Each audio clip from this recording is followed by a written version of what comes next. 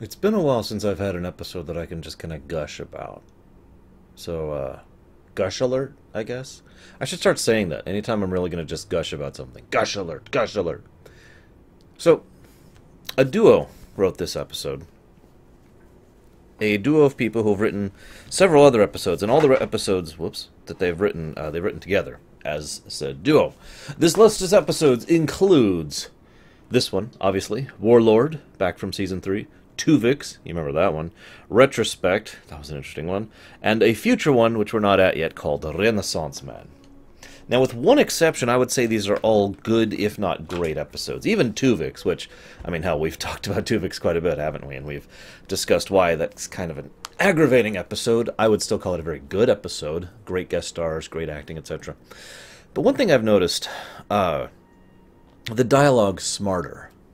This is episode, it's so hard for me to describe this. This episode is a good example, though, and if I ever need to, I'm going to go back to this episode in the future to say, here, that's smart dialogue. Smart dialogue doesn't mean complicated dialogue. It doesn't mean something that you really have to think about to discern. It doesn't mean something that is, you know, sophisticated with a great deal of philosophical discussions within dialogue. No, what smart dialogue means is dialogue that accomplishes two things at the same time.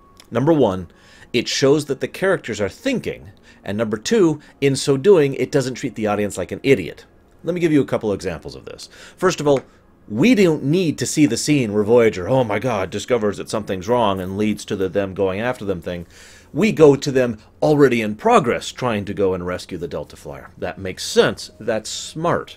Then the dialogue involved shows that they're already in progress. There's no ham-fisted exposition kind of shoved in. There's no point in which a character says, I'm thinking this, or, well, maybe we should think this. I agree, maybe we should think this. Instead, they just say what they would probably actually say in character in that moment. Another good example of that is when Chakotay, I kept trying to say Tom, and I'm like, no, that's not his name. When Chakotay says, give my regards to Harry to Seven. That's clever, because it says just smack bang immediately, it gets the information across to Seven. She knows how to deal with it, and the next scene is them discussing where Harry is. There's no need for a, what did he... I mean, how many times have we seen, in television, in books, in movies, and in games, where then we'll have a scene where the characters say, what could they have possibly meant about to give our regards to Harry? Maybe it was some kind of a secret message. Maybe they're trying to imply that Harry's still missing. We should go look for Harry. How many times have you seen a work of fiction do that? Do exactly what I just described? Because I've seen it hundreds upon hundreds of times. And admittedly, you get kind of used to it after a while, but you get so used to it that seeing the opposite of it, which is this thing right here, the smart dialogue thing, is noteworthy. It's like, oh my god, they're actually using their freaking brains, and it's great, I love it. So, it's nice seeing that. It's a nice break from the norm, and I really, really like that, its inclusion here. This episode is also really good for one other reason, and this reason is kind of a luck thing. They lucked out with the actors. Anybody knows, and I mean, there's like the core central rule in Hollywood when it comes to filming anything live action. That is, you don't work with animals, you don't work with kids. Now, obviously, in certain circumstances, you have to. But the reason that rule exists is because of the fact that it is so difficult to guarantee a good performance out of that. Now, Lord knows, fully grown adults can certainly give in bad performances. We've seen that before. But how much more likely is it to have a child who doesn't really know their craft, who doesn't really know what they're doing, where there are child labor laws, where it doesn't matter if you just got the crappiest take in the world, it's, you know, X o'clock. I forget the exact cutoff time. It's like 7 or 8 or something like that. But it's X o'clock. That's it. That's the cut you're stuck with. Doesn't matter. There's so much in the way of doing proper child acting within regards to anything live action whatsoever, that it is a rare exception where you get something where it actually works out. Now, the funny thing here is the gentleman who plays Ichib, Manon something or other, I can't remember his full name. He's not done a lot of stuff, but he's older than I am. Just to give you an idea here, he was not a child when this episode aired, obviously. He was made to look like one, but the other actors were. The one who plays the younger girl, the one who plays the twins, and the gentleman who played the first were all younger actors. And they got very lucky in the fact that they were able to put in good performances. These actors will actually carry forward through the next several episodes, and we'll see them again, and we'll see them giving good performances again. So again, they lucked out. since they're basically the central, other than Seven, the central characters of this work, it is also nice to see them doing a solely Voyager episode here. Now, granted, this is in many ways a typical Star Trek plot. There's the bad guys, they're threatening us. Wait, there's a mystery here. The mystery is solved, and now we're trying to turn the bad guys into the good guys. I know that's a huge generalization, but we've seen this plot in Star Trek a few dozen times already, haven't we? What we have not seen is something where children Borg are trying to be reached out to by a former Borg. What I mean by a Voyager plot is a plot that would only really work on Voyager. It's one of the things that Ronald D. Moore talked about when he left the show, and well, when he was working on the show in general. He mentioned how he felt that Voyager didn't really utilize its full potential because there were certain stories you could tell in Voyager you just couldn't tell anywhere else. It wouldn't have fit anywhere else. It was the same thing with Deep Space Nine. There were certain types of stories you could have only done on Deep Space Nine. A lot of the Bajoran-centric ones and a lot of the ones about the war would not have worked in most of the Star Trek normal format, at least certainly not as well. You get my point? So this episode plays to Voyager's strengths, plays to the strength, it has some decent acting, has smart dialogue, good acting by everyone involved, and happens to really be focusing on something that allows them to move forward with a character who's got some good character chops and acting chops, that would be Seven in this case, and this will lay the groundwork for the future. This is like everything I want out of Voyager in this episode. I mean, it's not like the best episode in the universe, but from a purely framework and constructive perspective, everything I would like in every Voyager episode is present in this one. Now, the Borg cube scene at the beginning was actually really well done. I mentioned smart dialogue.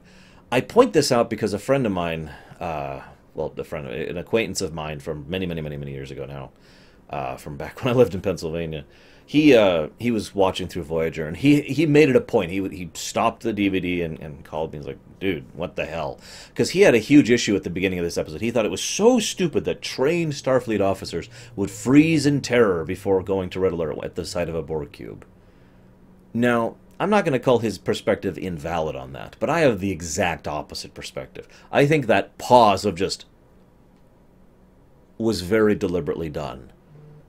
They're in a freaking shuttle, totally unprepared, no warning, and they look up and there's a cube right there. Think about that for a moment. Go ahead, I'll wait. I'm not sure there's anything that would be more horrifying in the Star Trek setting than just looking up and there's a Borg cube right there. I would rather see the crystalline entity hovering overhead than that. So, I love that. I also love several things about that. The poker game itself was nice. It was interesting to me because at first it feels like they're playing to the fact that Neelix is not a good liar, because in all honesty, Neelix actually isn't a good liar. He has lied many times in his career, but never particularly effectively. But then he successfully bluffs them, and that is probably the single best way to win at poker, in my personal experience. If you're interested in winning, I'm usually not, actually. I actually have fun playing poker, and that's one of the reasons I win so much. My poker face doesn't change because I'm always having fun. But one of the best ways to win at poker is to be obviously bad when you're not, and then they're like, oh, you know, because you're playing them, you know, that kind of a thing. It's actually a very common trick. In fact, I'm sure you've seen this many times in pool, if you happen to have ever seen any of the old movies of that, or have been engaged in that kind of thing yourself. You know, you're playing pool, and you're whomping the guy, and the guy's like, all right, why don't we make it interesting? And that's when he crushes you, because he's been pretending up till time. You know, it's a very classic con. The Delta Flyer being able to defeat the cube is probably one of the biggest jokes I've ever heard. It is interesting to me that that is still smartly presented here. Obviously, a fully functional Borg cube with all 5,000+ drones on board would take the Delta Flyer and eat it up for breakfast without even pausing. A cube being run by 5 inexperienced kids who aren't actually part of the collective, well, yeah, okay, that's a much better thing. And that ties me into something else I'll talk about in just a second, so let's remind ourselves of that here. But the thing I want to talk about is the visuals There's several really, really, really great special effects shots in this episode. The Delta Flyer being in the hangar bay as Harry is there, and then there's the scene where they're pulling it into the maw of the cube, which is absolutely terrifying. But the one I really want to praise, the one I just want to gush over, is the Delta Flyer flying over the surface of the cube like it's the Death Star. And you know why I like that? For three big reasons. Number one, it's a cool shot. Number two, it does a great job of emphasizing the kind of more maneuverable, tactical, space-bound combat that we almost never see in Star Trek. We saw tiny little bits and pieces of this with the war, if you excuse me, with the conflict against the Maquis, but that's about it. And we see some of that in Star Trek Online, but that's about it. The third reason I like it is because it really has a good up-close and personal way of showcasing just how absolutely huge a Borg cube actually is. All the way back to their first appearance, we've seen this. The ship dwarfed the Galaxy-class cruiser. But this is a great way to show that without zooming the camera out as we're racing along the surface. That was really excellent. So the point I wanted to lean into, okay? I've already forgotten it. This is why I don't like doing that. The cube, they win. The 5. Hang on. Let me check my things here really quick. I gotta admit, it would be one of the most horrifying things in the world. Ah, there it is. Of being in an assimilation chamber, just waiting for my turn. Wouldn't that just be like the worst thing? You're confined, cut off from everyone else except for the other people who are about to be assimilated. And you're just waiting your turn. What the frel? And they don't even really restrain you. So it's even worse, you know? Here it is. Okay, I knew I took a note of it. Why are the Borg so feared? I have talked at length on my show, and in real life, elsewise obviously, about why and how the Borg are. Now, it is worth noting that Voyager neutered the hell out of the Borg. They haven't really done that yet. We will see that. At the end of this season, we will officially see the moment at which the Borg become a joke. But up until now, the Borg are still, to some extent or another, the Borg. They're still the Borg! Like, I don't even know how to say that with the proper emphasis, no matter how I say it. I am not emphasizing it enough. They're one of the most terrifying concepts I have ever seen in fiction, ever.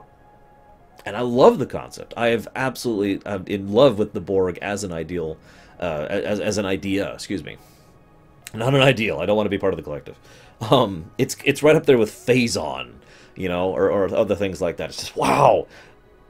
But why are the Borg so feared? Why are the Borg so terrifying? Someone once talked to me and was trying to explain, they were like, I don't get why the Borg are so powerful. And I was like, well, you have to understand that they're not. And he was like, what do you mean? They could beat everyone. Yes, because of the nature of the Borg. If I could use a weird parallel, bear with me for a moment. I've talked at length about the second Lich King over on Warcraft, and why the second Lich King was such an unholy terror, and why he was so many heads and shoulders above everyone else in terms of threat. It wasn't because he could blow up planets with his mind. It wasn't because he could unleash tremendous fell power like Gul'dan could, or other entities which were basically stronger than him. It was the nature of the threat he presented. It was not that they just had tons and tons and tons of raw power, but the specific method by which the power they had was implemented. That is the threat of the Borg. And I like this episode because, for arguably the first time, we see what the Borg would be like without that. They still have all that advanced technology and all those weapons, and they still are a threat. That cube could arguably have still destroyed Voyager. It wouldn't be nearly as much of a guarantee. The fact that it would have been a fair fight just says a lot. But 5 kids running a cube could still defeat Voyager. That's the point I'm trying to make. They still are very advanced, but you take away all those advantages, and it goes from being the unstoppable juggernaut to just another advanced ship. You see what I'm trying to say here? In other words, this episode examines what it means to be the Borg. You take away the collective, you take away the adaptability, you take away the nature of spreading, the resources that they can do. Remember, if they had been real Borg, they could have just assimilated Harry when they found him, and now they would have been 6 running the ship instead of 5.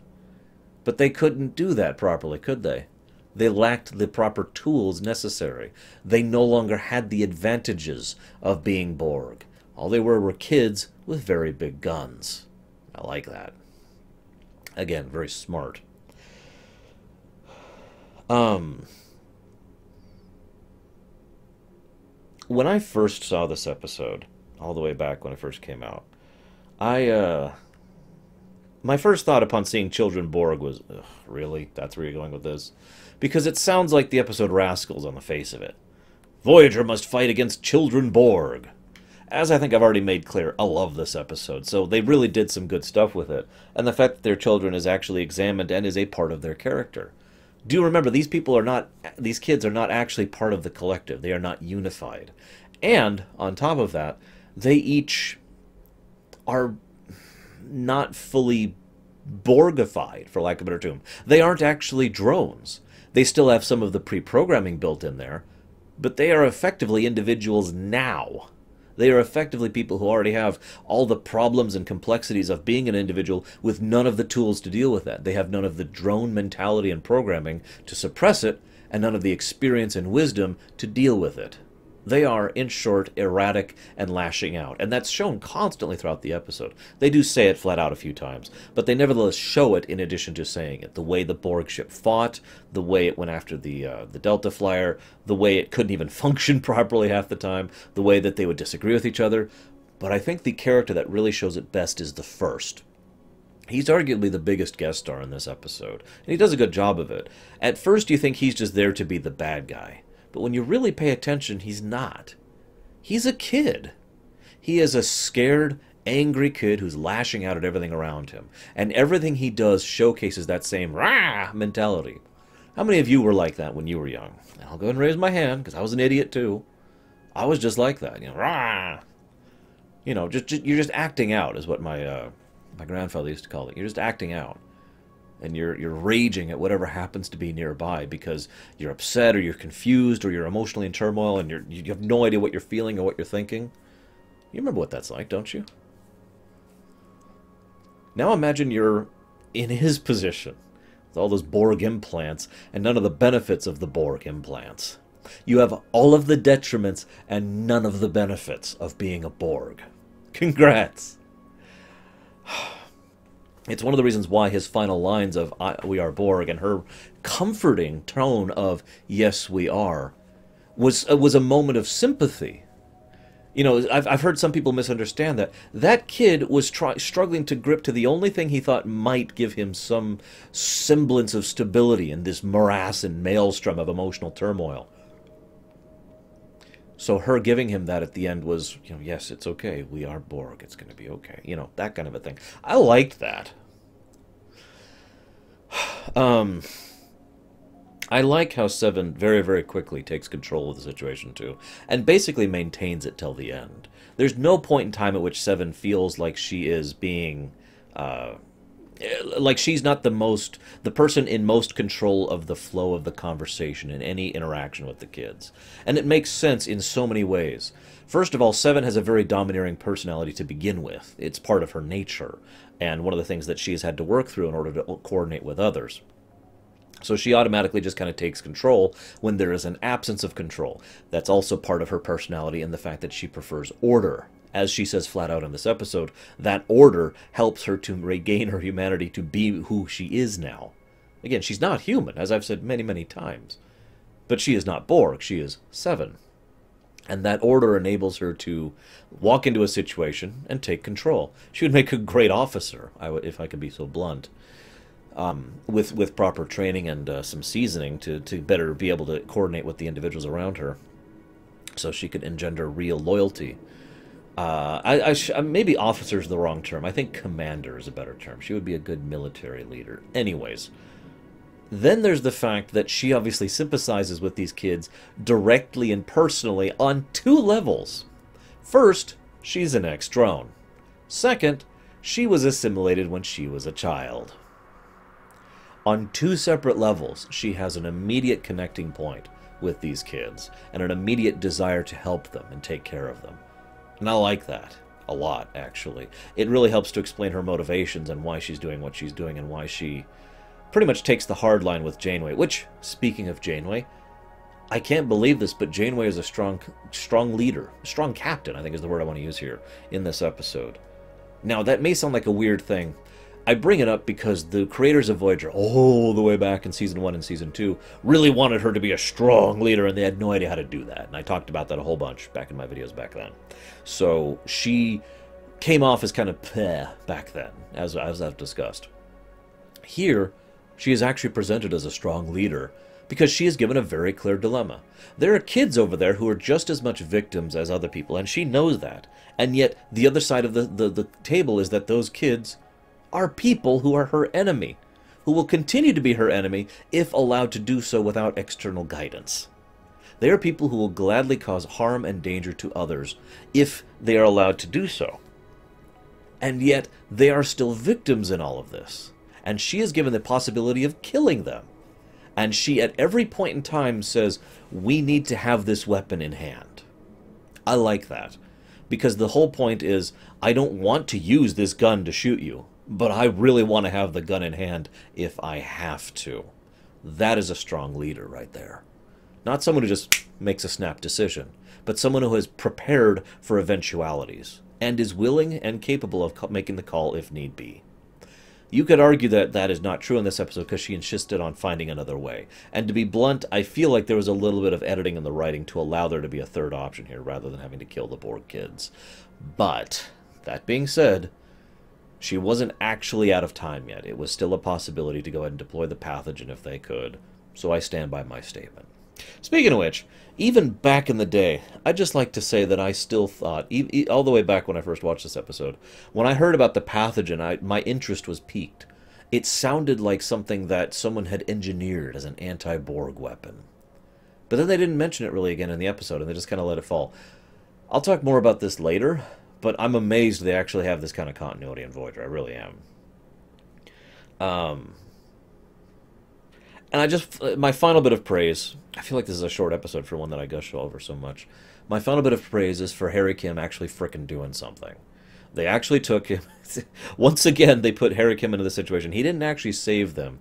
And yet, nevertheless, he had some good moments, and he was pretty much poised to help save and rescue them, if not for the fact that he had been discovered. If it wasn't for that fact, he would have actually pulled it off. And to be completely blunt, I once again find myself in a situation where I think that this was engineered to change the outcome of the story. It's not hard to see how the overall flow of the story could have kept going if Harry had not been discovered. And so Harry is there, and he blows the thing, and the shields go down, and they beam them back. And now all of a sudden, Janeway has to make a hard choice between, you know, killing the children in order to save Seven, who's still in the protected area and can't be beamed back, or, you know, acquiescing to whatever their demands are in order to try and save the ship. Well, the ship's under attack, no less. And then Seven can talk them down. I'm not sure why it's structured the way it is, but either way, I still think it was some good stuff for Garrett Wang. That's all I got for today. God, why are my episodes so... Once upon a time, I was actually made fun of because a lot of my ruminations on the Voyager stuff were actually longer than the episodes themselves. No joke. You can see it yourself if you go to the older stuff. Threshold's a good example right off the top of my head.